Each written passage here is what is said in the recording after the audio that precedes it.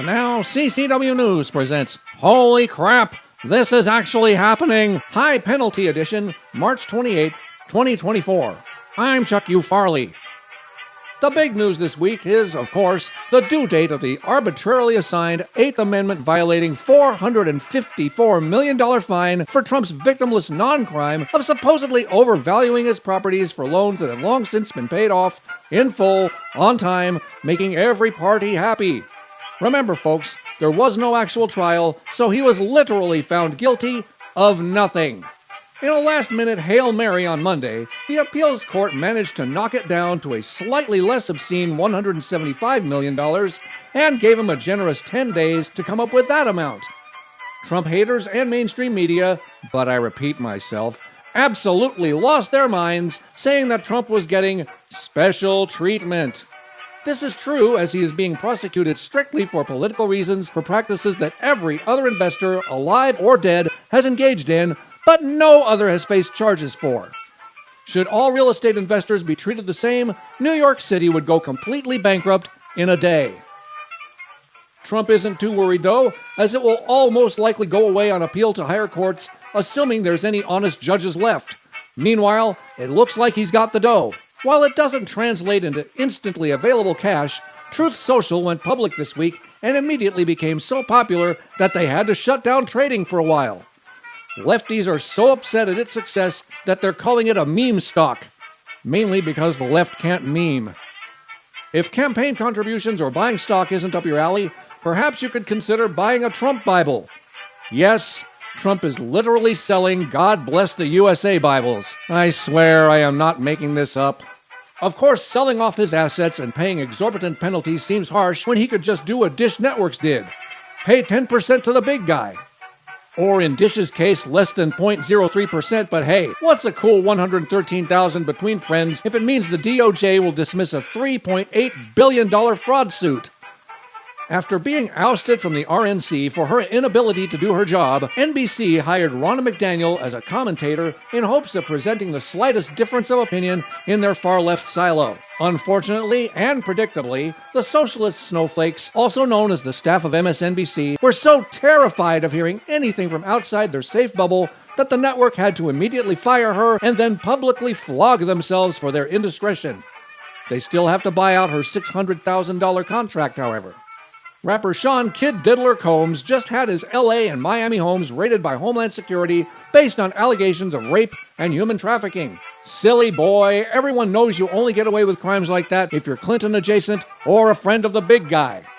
Speaking of child trafficking, invaders at the southern border are getting more and more invadery, as a handful of unfortunate Texas National Guardsmen learned when more than 600 illegals stampeded them in El Paso. The same violent mob had spent the previous night trying to break in and throwing rocks at the guardsmen. Good thing the Biden administration has raised our taxes and weaponized the IRS to ensure these fine people receive all the food, housing, transportation, and health care that U.S. citizens can no longer afford.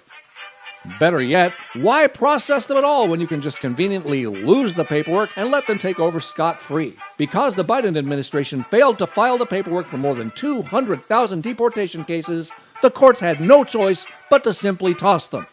The cases, not the deportees.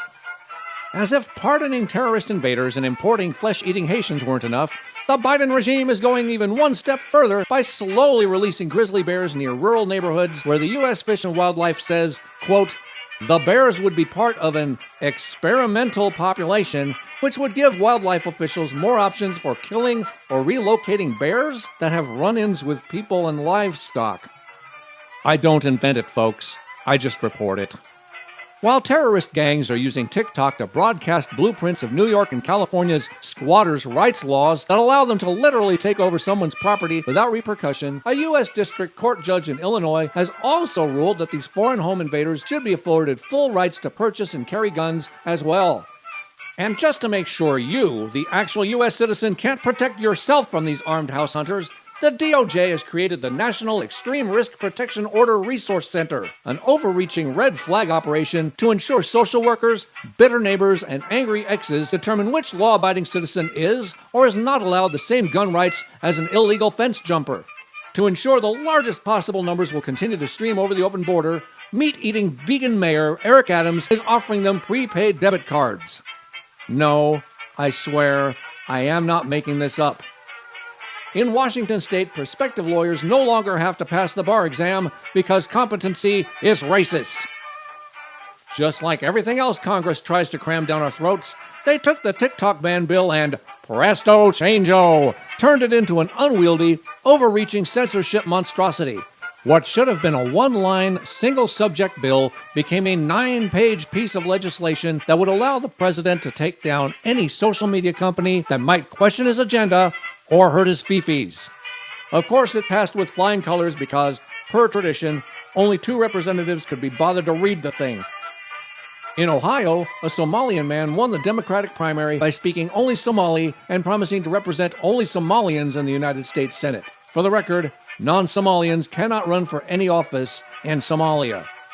In Baltimore, a massive cargo ship lost power early Tuesday and issued a mayday call before hitting one of the Francis Scott Key Bridge's supports, causing the bridge to collapse as entirely as our economy.